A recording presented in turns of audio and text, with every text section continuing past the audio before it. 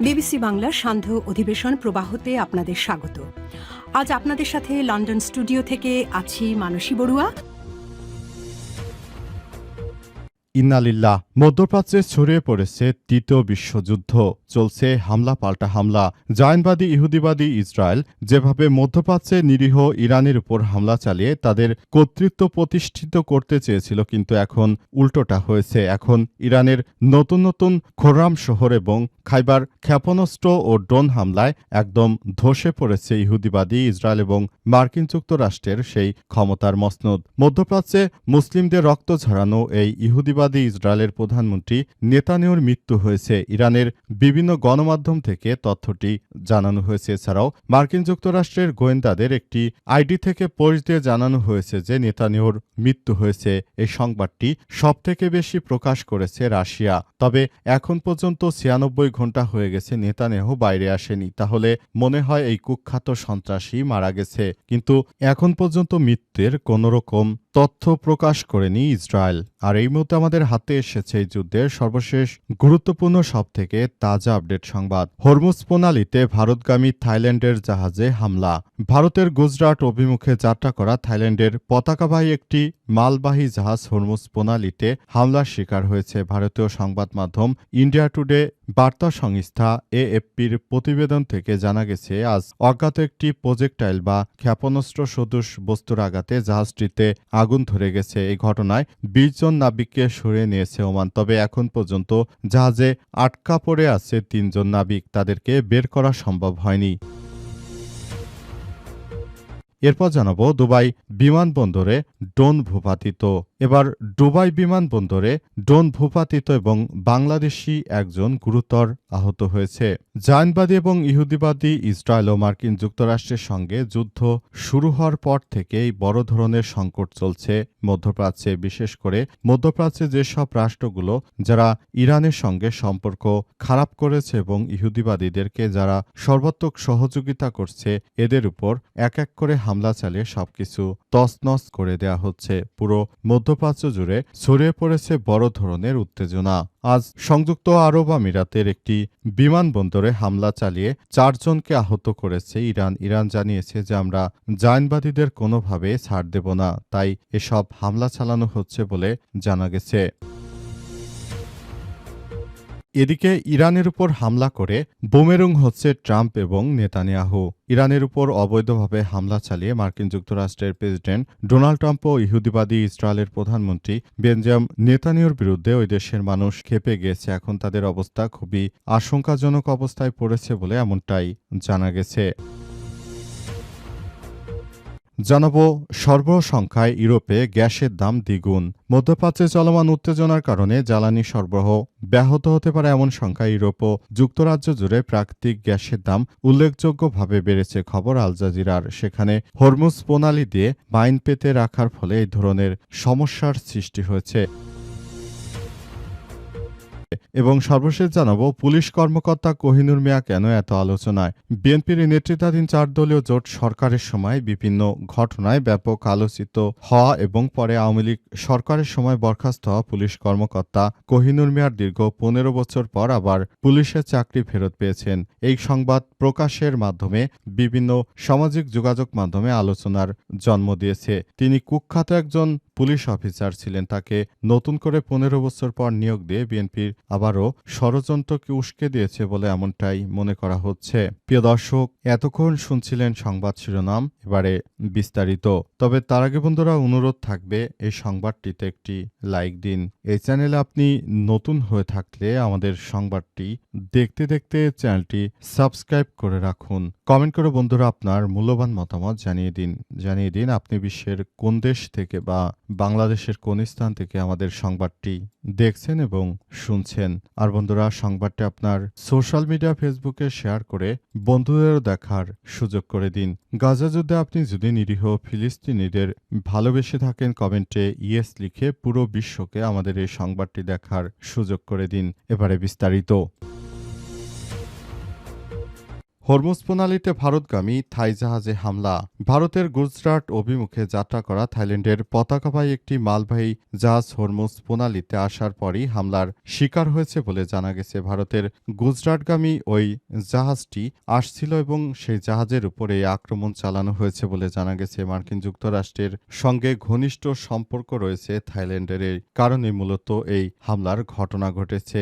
মোট কথা, নতুন করে আবারও বড় ধরনের যে সংঘাতের সৃষ্টি হয়েছে, সেই সংঘাত এমনভাবে ছড়িয়ে পড়েছে যে আবারও বড় ধরনের এখান থেকে সংঘাত সৃষ্টি হতে পারে। মধ্যপ্রাচ্য জুড়ে ছড়িয়ে পড়েছে উত্তেজনা। ইরান কোনোভাবে ইহুদিবাদী ইসরায়েল এবং জায়নবাদীদের ছাড় দেবে না। ইরানের একটাই কথা, সেটা হচ্ছে তোমরা যেখানেই যাও না কেন আমাদের বিরুদ্ধে লাগতে এসো না, আমরা ছাড় দেব না। ইরানের পক্ষ থেকে আরো বলা হয়েছে যে দখলদার বাহিনী যে কার্যক্রম শুরু করেছে, সেই কার্যক্রমগুলো আসলে শেষ হবার নয়। পুরো পৃথিবীর কাছে তারা ইরানের মান সম্মানকে ধুলির সাথে মিশিয়ে দিতে চেয়েছিল। ইরানের সেনারা সেটি প্রতিহত করে এখন নতুনভাবে আসলে এমন কার্যক্রম চালিয়ে যাওয়ার সিদ্ধান্ত নিয়েছে যে সবকিছু এখন আগের থেকে আরো বেশি এগিয়ে যাচ্ছে এবং ইহুদিবাদী জায়নবাদীদের বিরুদ্ধে সর্বাত্মক প্রচেষ্টা চালিয়ে যাওয়া হচ্ছে, এমনটাই জানানো হয়েছে। পুরো মধ্যপ্রাচ্য জুড়ে এই ধরনের সংঘাত ছড়িয়ে পড়েছে।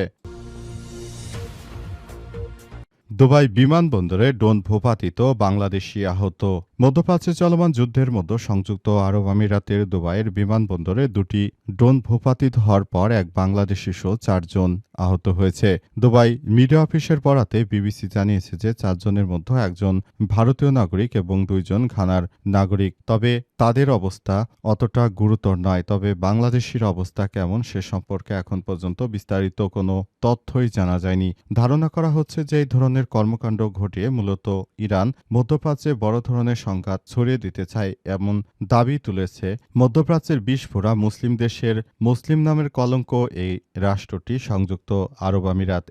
এরা এতটাই নিকৃষ্ট যে এরা ভারতের নরেন্দ্র মোদীকে ডেকে নিয়ে তারপর মন্দির বানিয়ে পুজো করার ব্যবস্থা গ্রহণ করেছে। একটি মুসলিম রাষ্ট্র হয়ে, তাও আরব কান্ট্রির মতো রাষ্ট্রে থাকার পরও তারা কিভাবে এমন জঘন্য এবং ঘৃণিত কাজ করতে পারে সেটি আমাদের বোধগম্য নয়। তাদের মতো শাসক গোষ্ঠীর চেয়ে স্পেন অনেক ভালো। স্পেন এর কাছে মার্কিন যুক্তরাষ্ট্র ঘাঁটি চেয়েছিল যে সেই ঘাঁটি থেকে তারা ইরানে হামলা চালাবে, কিন্তু স্পেন তাদের সেই ঘাঁটি দেয়নি। তাই নতুন করে আবারও বড় ধরনের যে সংঘাতের সৃষ্টি হচ্ছে, সেই সংঘাতগুলো আসলে বড় ধরনের সংঘাতেই রূপ নিচ্ছে। কিন্তু মধ্যপ্রাচ্যে এই রাষ্ট্রটির উপর সবথেকে বেশি হামলা চালানোর সিদ্ধান্ত নিয়েছে ইরানের পক্ষ থেকে। তাই এই রাষ্ট্রের উপরই সবথেকে বেশি আক্রমণ চালানো হচ্ছে, যাতে করে পৃথিবীর এই নিকৃষ্ট মুসলিম নামের কলঙ্ক দেশটি আর কোনোদিন যেন বড় গলা করে আর ইহুদিদের সঙ্গে বন্ধুত্ব করে মুসলিমদের শত্রু হয়ে যে অপরাধটি করেছে তার প্রায়শ্চিত্ত এখন তাদেরকে করতে হচ্ছে।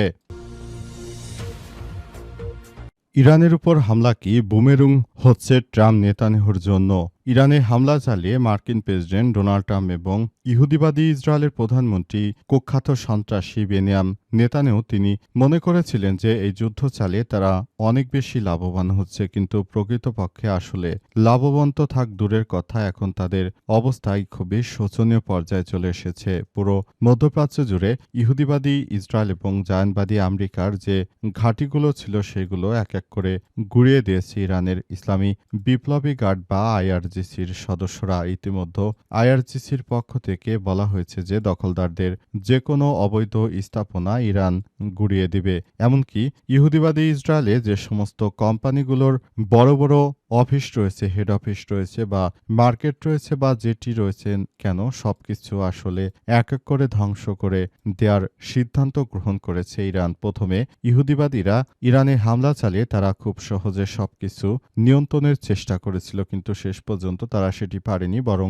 তাদের অবস্থা খুবই শোচনীয় পর্যায়ে চলে গেছে। এখন তাদের অবস্থা এতটাই খারাপ আকার ধারণ করেছে যে তারা আর কোনোভাবে মধ্যপ্রাচ্যের এইসব বিষয় নিয়ে নাক গলাতে পারছে না। প্রতিনিয়ত তাদের ব্যবসা বাণিজ্যে হাজার হাজার বিলিয়ন বিলিয়ন ডলারের ক্ষতি হচ্ছে। ইহুদিবাদীরা এখন নতুন করে বড় ধরনের ভয়ের মধ্যে আছে, কখন ইরান তাদেরকে শেষ করে দেয়, কখন তারা কিভাবে বাঁচবে। এমনিতে ইহুদিবাদী ইসরায়েলের এমপি মন্ত্রীরা তারা অনেকেই ওই রাষ্ট্র ছেড়ে তারপর পালিয়ে গেছে। সর্বসংখ্যায় ইউরোপে গ্যাসের দাম বৃদ্ধি। মধ্যপ্রাচ্যে চলমান উত্তেজনার কারণে জ্বালানি সরবরাহ ব্যাহত হতে পারে এমন শঙ্কা ইউরোপ ও যুক্তরাজ্য জুড়ে প্রাকৃতিক গ্যাসের দাম উল্লেখযোগ্যভাবে বেড়েছে। খবর আল জাজিরার। বাজার বিশ্লেষকদের মতে বিশ্বের গুরুত্বপূর্ণ নৌপথ হরমুজ প্রণালীতে ইরানও মাইন স্থাপন শুরু করেছে। এমন কিছু অসমর্থিত প্রতিবেদনের পর থেকে জ্বালানির বাজার অস্থিরতা দেখা দিয়েছে। এই প্রণালীটি বিশ্বজুড়ে তেল গ্যাস পরিবহনের জন্য অন্যতম গুরুত্বপূর্ণ রুট হিসেবে বলা হচ্ছে। ফলে এখানে যে কোনো ধরনের বিঘ্ন ইউরোপ এবং এশিয়ায় তরলীকৃত প্রাকৃতিক গ্যাস এলএনজি সরবরাহে বড় ধরনের প্রভাব পড়তে পারে। তাই এখান থেকে মূলত সবকিছু সরবরাহ এখন সবকিছু আসলে সেখানে দেখা যাচ্ছে এবং সেখানে কিভাবে কি করা যায় এবং নতুন করে কিভাবে সবকিছু আসলে কার্যক্রম চালানো যায় সেসব বিষয়গুলো খতিয়ে দেখা হচ্ছে বলে জানা গেছে। পুরো বিষয়গুলো এখন সবকিছু নিজেদের মতো করে বলা হচ্ছে এবং পুরো মধ্যপ্রাচ্য জুড়ে যে ধরনের সংকটময় পরিস্থিতি ছিল সেগুলো থেকে বাঁচার জন্য সবাই চেষ্টা চালিয়ে যাচ্ছে। বলা হচ্ছে যে এই কার্যক্রমগুলো অত্যন্ত গুরুত্বপূর্ণ ছিল এবং বলা হয়েছিল যে এগুলোর করার মধ্য দিয়ে ইউরোপেও বড় ধরনের প্রভাব ফেলাতে চলেছে ইরান।